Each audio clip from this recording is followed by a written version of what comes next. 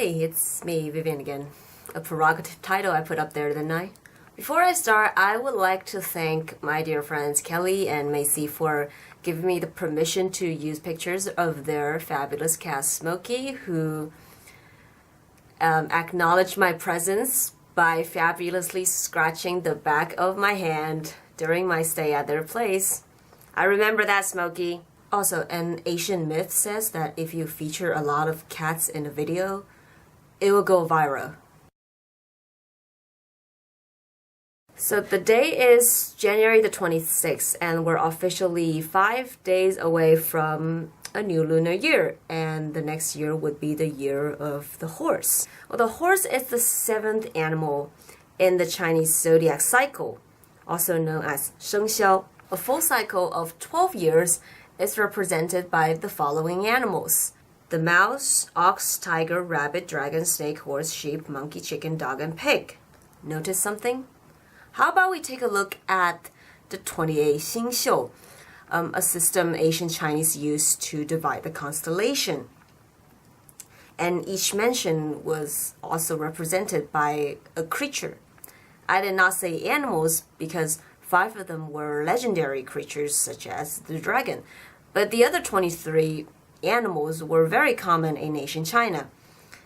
I'll talk more about the Xingqiu system in a separate video, but what I can tell you is that one of the 28 animals is the earthworm.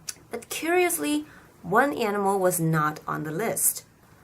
And how about we take a look at all the gods and devils from the Chinese classic fantasy story, Journey to the West. In the 100 chapters of this marvelous book, which is a treasure box of mythological references, the protagonists were faced with different creatures and good or evil that derive from all sorts of animals, ranging from large carnivores to arachnids or even plants.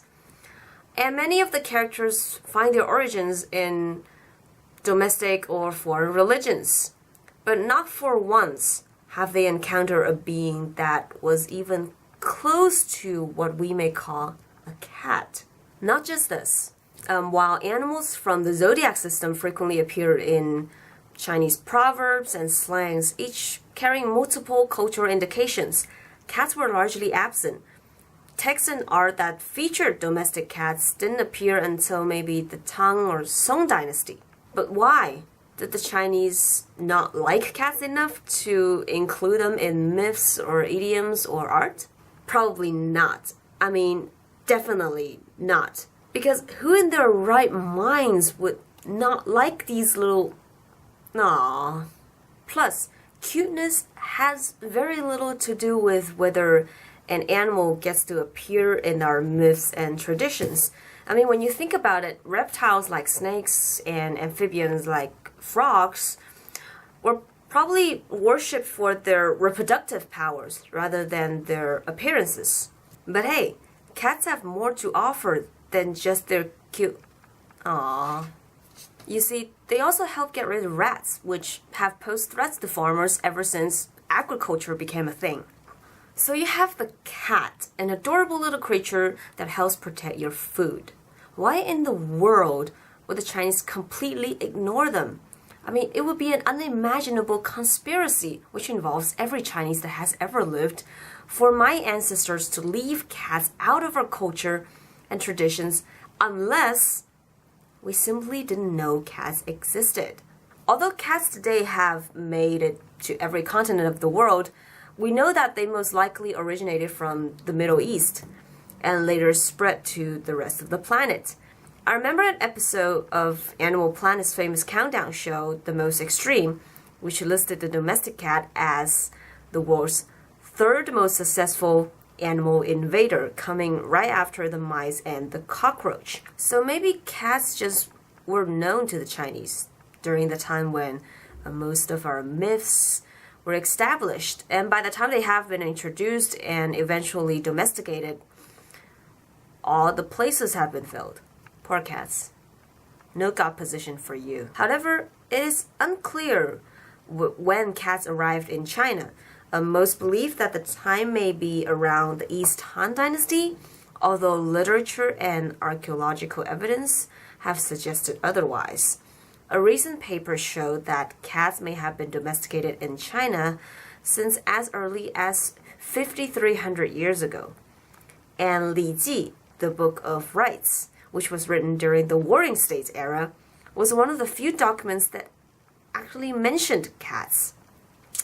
In the part when it talks about La Ji, a ritual that falls in the winter when people sacrifice animals and pray for another year of prosperity, the cat and the tiger were listed among the gods the people prayed to, because apparently both of these animals help protect crops. So here's the contradiction.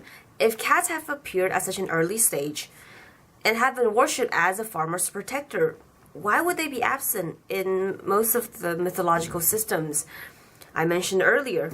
I mean, if you have enough spaces to give it to the earthworm, of course you can spare a seat for the cat. Not that I have anything against earthworms.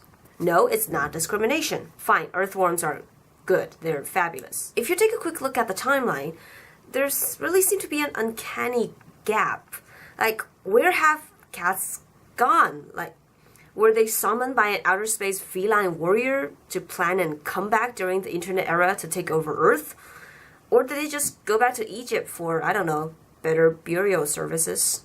I actually don't know. I mean, sure they must have been around for quite some time, as archaeological evidence would suggest, but it may very well be an unlikely case of a feral cat being accepted into a rural household, and the cat being worshipped as a crop protector.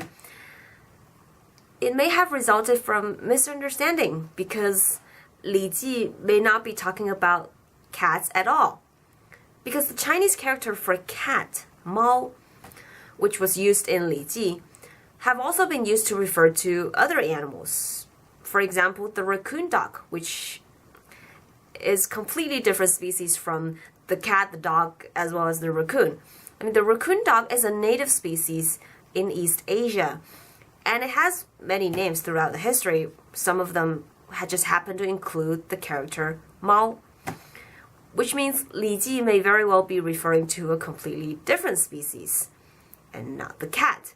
If that is the case, along with the archaeological proof, we could say that cats were present during the full course of Chinese civilization, but for a very long time, they were just not ecologically or agriculturally significant enough to be, I don't know, worshipped in any way. And it took such a long time for them to be domesticated. And by the time they have finally made it to the common household, we already have enough gods to worship. So we still don't know exactly when cats arrived in China, or why they failed to make greater impacts to our culture. But one thing was clear. It took us a damn long time to domesticate these little divas. Why were cats so hard to domesticate? Did they not like humans? Okay, they probably hated us.